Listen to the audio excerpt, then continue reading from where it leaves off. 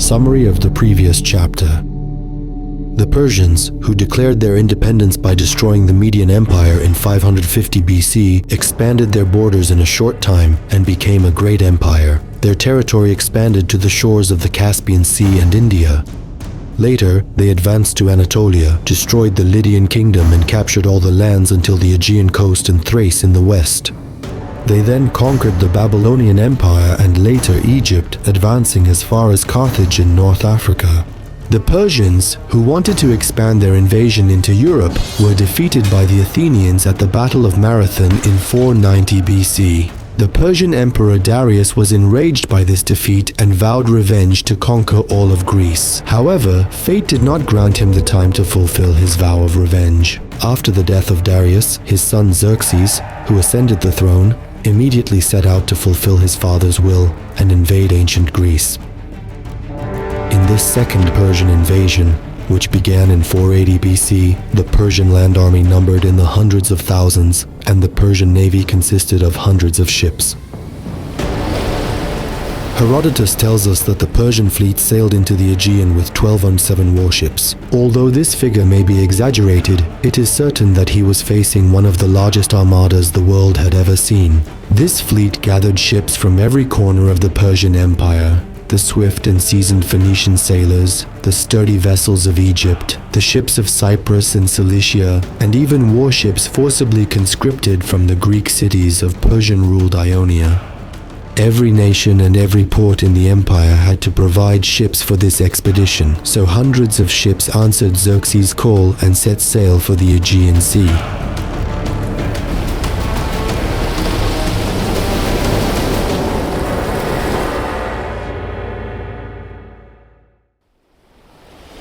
In contrast to this vast multinational fleet, the Greeks had only a smaller force made up of ships provided by their city-states. Meanwhile, an enormous Persian army, estimated at around 300,000 men, crossed the Dardanelles under the command of Emperor Xerxes and advanced westward through Thrace into Greece. At that time, the Persian Empire was the most powerful force in the world, invading Greece from both sea and land with its full might. Leonidas, the king of Sparta, who resisted this mighty army with a handful of soldiers, showed an epic resistance against the Persians at the Thermopylae Pass.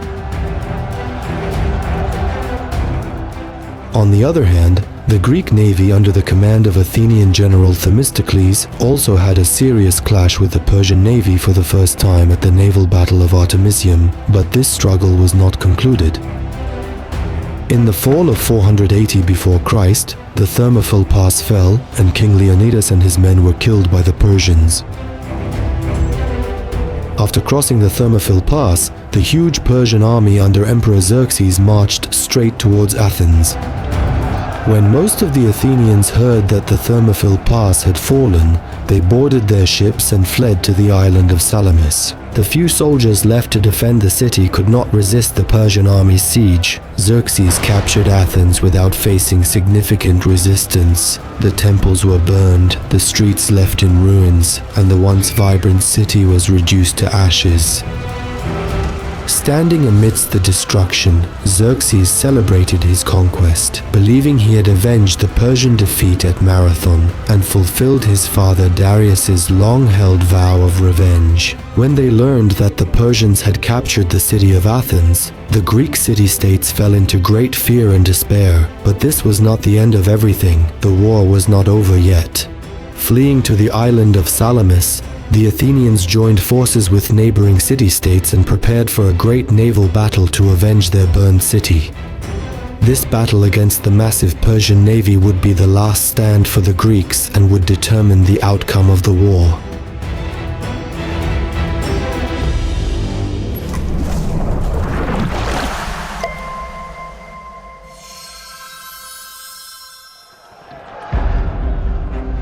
While the Persian-Greek wars were raging, King Xerxes entered Greek lands with a huge army and navy to fulfill his father Darius's dream of conquering Greece.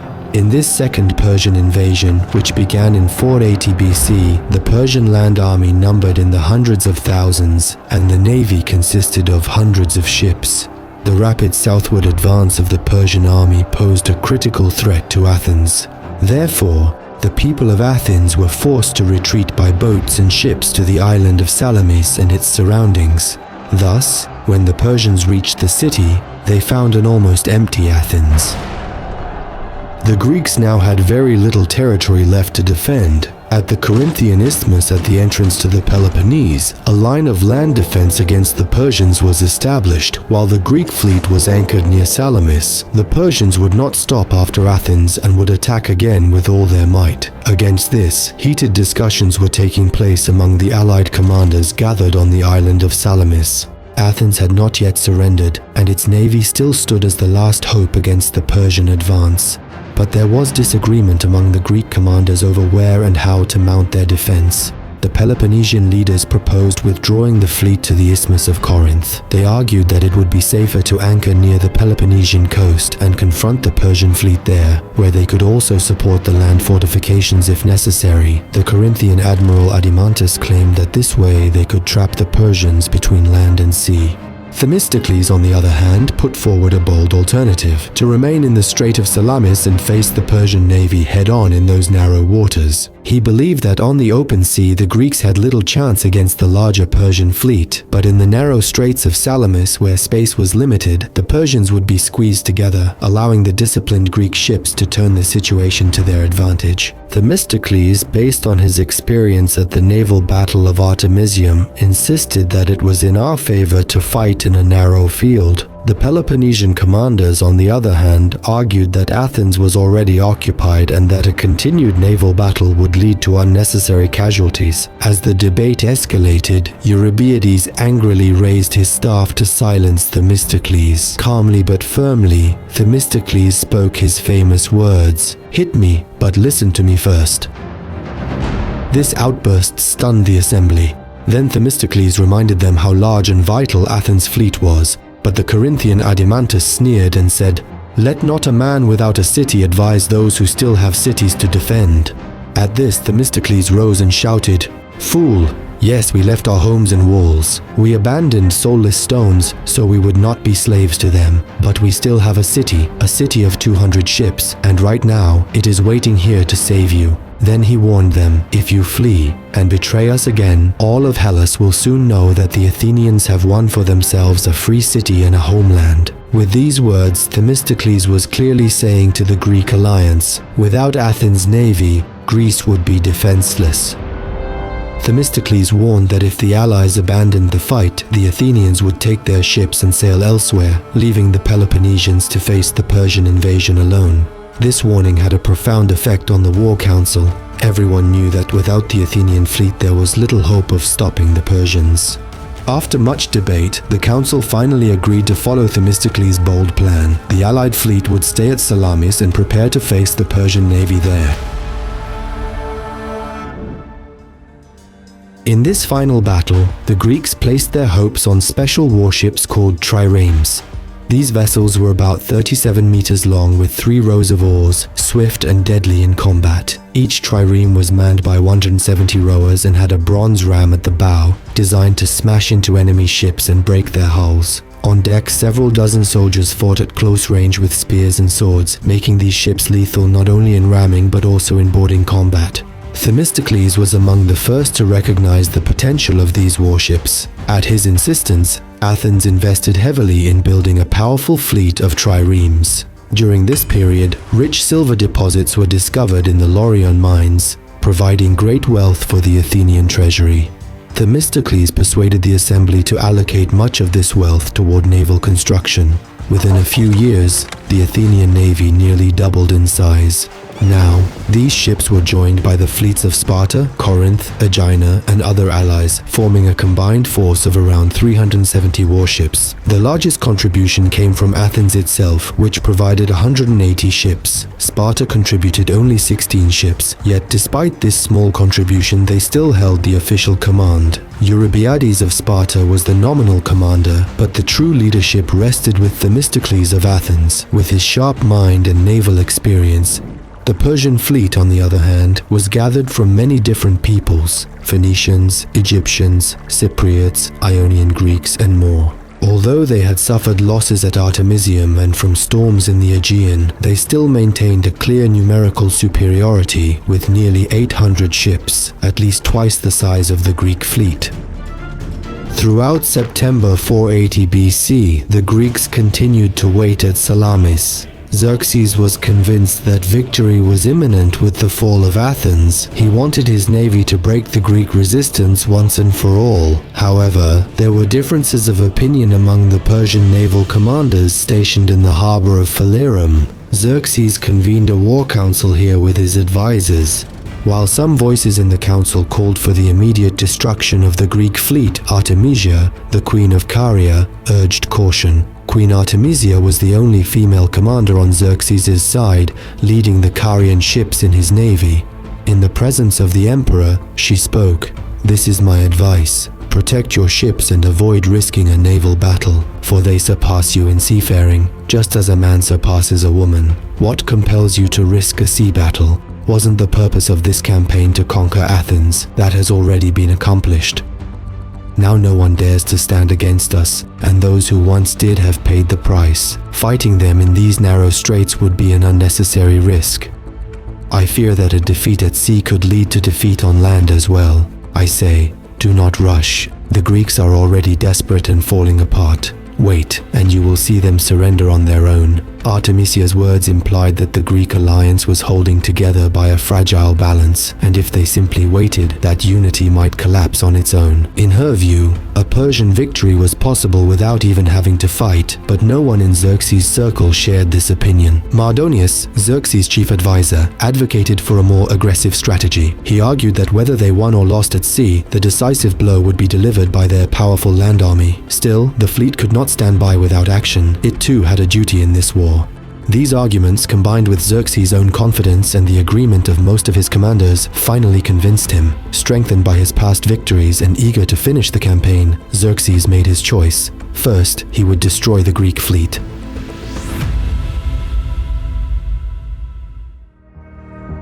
Themistocles had managed to keep the Greek allies at Salamis, but he was still concerned. In particular, he feared that the Peloponnesians might secretly withdraw during the night. To force the Persians into action, he devised a clever ruse. He secretly sent his most trusted man, Sikinos, who was of Persian origin and also his servant, to the Persian camp. Sikinos delivered a message to Xerxes, carefully crafted to appeal to the king. There is discord among the Greek commanders. Some are considering retreating to avoid battle. If you do not attack immediately, their fleet will scatter. Act now. If you block the exits of the strait, the Greeks will be trapped in panic.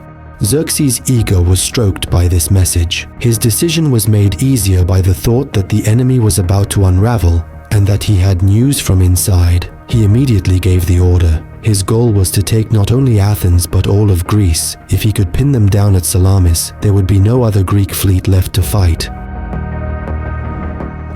The Persian fleet sailed at dusk, with the mouth of the strait blocked. Egyptian ships were assigned to go around to the west and turn around.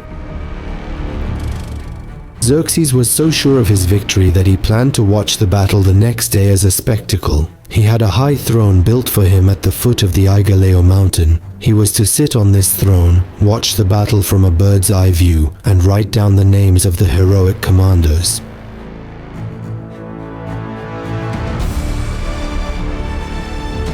The news that the Persian fleet was on the move had reached the Greeks. The Persians held the eastern exit of the strait, Egyptian ships were directed to the west, and the Greek fleet was surrounded. This development caused panic, especially among the Moorish commanders. War was no longer an option, but a necessity. The arguments between the commanders are over. Everyone returned to their posts. The fleet began preparations for battle formation. Throughout the night, as rowers and men on every ship prepared for battle, the commanders reviewed the tactical arrangements. The Athenians deployed on the left flank, the most critical point of the fleet, the Spartans and Aeginians on the right flank, and ships from other allied cities in the center. This Greek line of some 370 ships was arrayed in a semicircle on the inside of the strait, with both ends supported by land. Meanwhile, the Persian fleet was waiting for morning at the eastern exit of the strait. Xerxes was confident that his outnumbered army was ready to deliver the final blow. In the early hours of the morning, the Persian fleet began to move up the Strait of Salamis.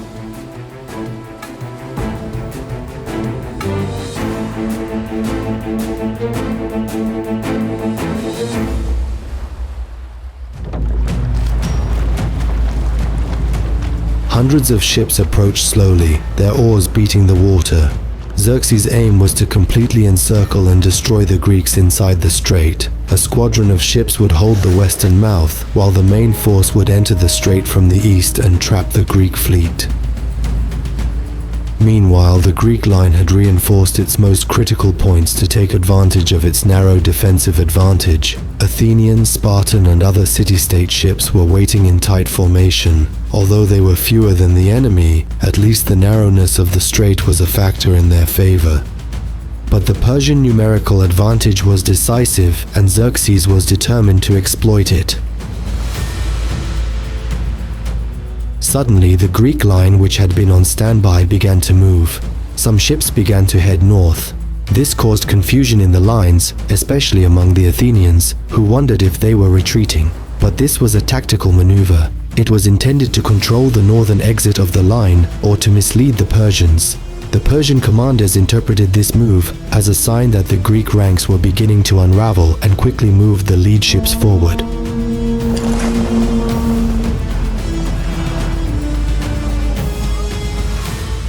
Entering the narrow waters of the Salamis Strait, the Persian ships soon began to lose their formation. The narrowness of the strait left no room for maneuver between the ships. Hundreds of ships were trying to move very close to each other. Ships coming from behind began to overlap the front lines. The lines became confused. An intertwined order emerged. Just then, the Greek fleet began to retreat. The Greek ships slowly rowed backward in a disciplined formation. The Persians mistook this for a fearful retreat, but in truth, the Greeks were luring them into a narrower area where maneuvering would be far more difficult, while also waiting for the morning breeze to rise and give them the wind advantage. The ships of both sides were now almost within spear's throw of each other. At that moment, a Greek ship surged forward and rammed the nearest Persian ship with all its might. This collision was the starting point of the battle. The ships of both sides were now almost within spear's throw of each other. At that moment, a Greek ship surged forward and rammed the nearest Persian ship with all its might. Thus, the Battle of Salamis Sea officially began. The Greek triremes struck the hulls of the Persian ships with their spurs, and as the broadside approached, the soldiers engaged with spears and arrows, while the Athenians fought Phoenician ships on one wing of the fleet. On the opposite wing, the ships of Sparta, Aegina, and Megara pushed the Persian ships from Ionia and Cyprus. The narrowness of the strait neutralized the Persian superiority in numbers. The ships in the rear could not help those in front. Those who wanted to escape were hit by those in the rear, and those who wanted to maneuver were caught in the oars of the ships next to them. In this chaos, the Greek ships began to pick off one by one the Persian ships that were stuck on the shore of the strait.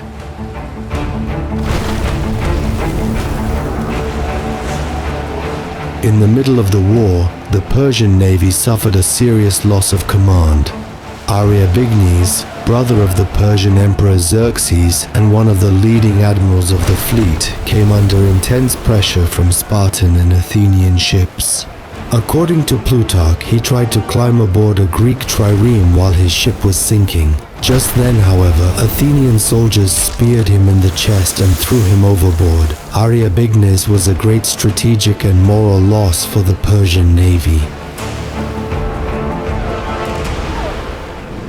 As the battle raged, an unexpected figure on the Persian side was fighting for her life. Queen Artemisia was one of the few female commanders in the Persian navy, and her ship had gone too far in the narrow waters of Salamis. The Athenian commander Amenia spotted her and gave chase. Finding no escape, Artemisia was trapped with the ships of her own side in front of her and the fast-approaching Athenians behind her. At that moment, she made a surprising move. She rammed the ship of her ally, Damasithemus of Halicarnassus. Artemisia's move confused the Athenians.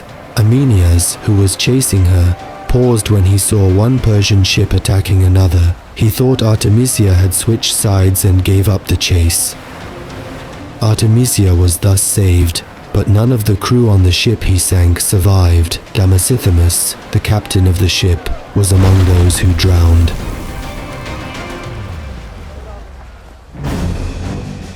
Xerxes sat on his throne, which had been set up for him on a high point overlooking the Strait of Salamis. He was watching every moment of the battle, directly observing the performance of his commanders. Before his eyes, Artemisia's ship sank another ship. But Xerxes thought it was a Greek ship. In the field, most of the commanders were in confusion. Ships were tangling, some were retreating in panic. Order was completely broken. In Xerxes' eyes, this image undermined the pride of the Persian army. It is said that Xerxes, looking at this scene, said angrily but sarcastically, "Today men fought like women and women fought like men." The battle raged on until noon. As the sun rose higher, Persian resistance began to weaken. The Greek ships, holding their lines with discipline, pressed the attack. They struck enemy ships blow after blow, forcing the Persians to retreat further back. What Xerxes had watched with pride in the morning had turned into a complete disaster by midday. The waters of Salamis were scattered with the wreckage of hundreds of Persian ships. Most Persian sailors, thrown into the sea, could not be saved. Unlike the Greeks, few of them knew how to swim, and their heavy armor dragged them down to drown. Most Greek ships managed to neutralize more than one Persian ship. By the end of the day, around 40 Greek ships were sunk or disabled, but the Persian navy had lost over 300 ships.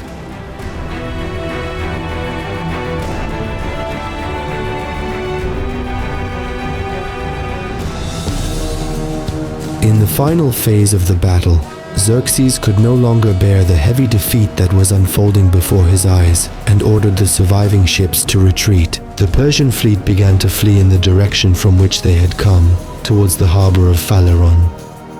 But the Greeks did not give up the chase. Sailors, especially from the island of Aegina, ambushed the retreating Persian ships and managed to sink many of them. Towards sunset, the battle in the Salamis Strait ended in a Greek victory.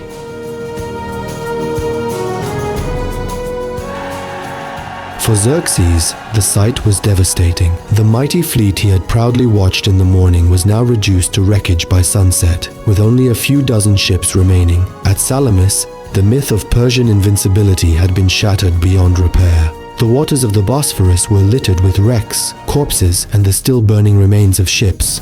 A handful of city-states had managed to stop the naval power of the greatest empire of the time.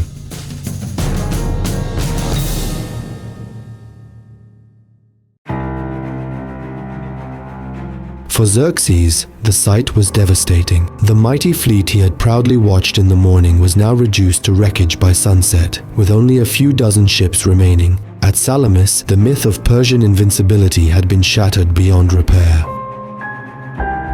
The Battle of Salamis marked a turning point in Persia's attempt to conquer Greece. For the first time in their history, the Persians had suffered a crushing defeat, one they could not hide from the world. News of the Greek victory spread swiftly across Athens and the other city-states, filling them with hope. The success at Salamis meant that not only Athens but all of Greece had been spared from invasion. Xerxes' army remained vast on land, but without its navy, there was no way to supply or protect his forces.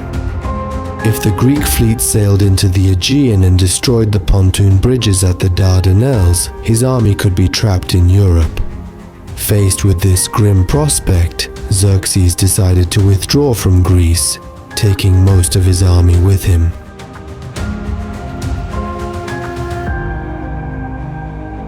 Without waiting for spring, he began a rapid retreat through Thrace. Xerxes left the Greek lands he had come to with hundreds of thousands of troops, leaving a trail of defeat and destruction. But the Persian invasion was not completely over. Xerxes left his commander Mardonius in Greece with an elite army of about 50,000 men. This force wintered in Thessaly and Boeotia, ready to attack again the following year. The Athenians, on the other hand, returned to their city, albeit partially destroyed by the Persian withdrawal, and spent the winter there.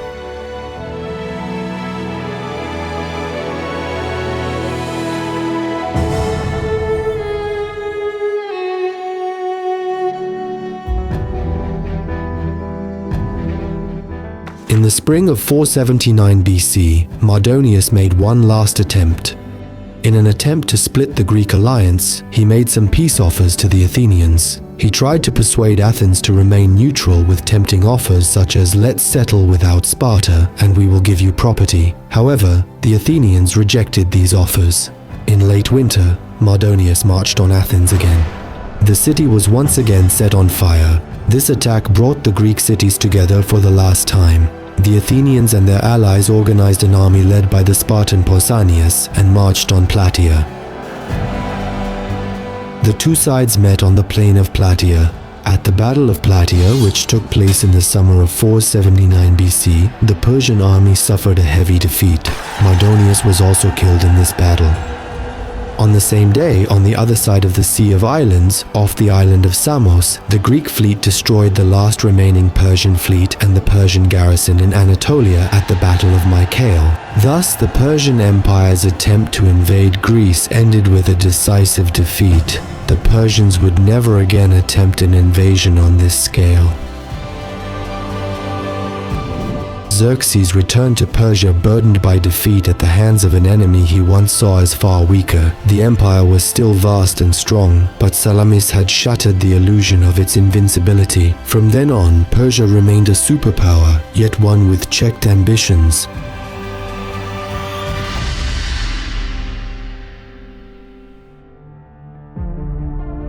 After the victory at Salamis, fear in the Greek cities briefly gave way to pride and a rare sense of unity. For the first time, Athens and Sparta had stood side by side and achieved a remarkable triumph. This alliance was later honored after the Battle of Plataea with a monument, the Serpent Column, erected at the sacred site of Delphi as a symbol of their joint resistance against Persia. That very column still survives today, now standing in Istanbul's Sultanahmet Square, quietly preserving the memory of that ancient unity forged in war.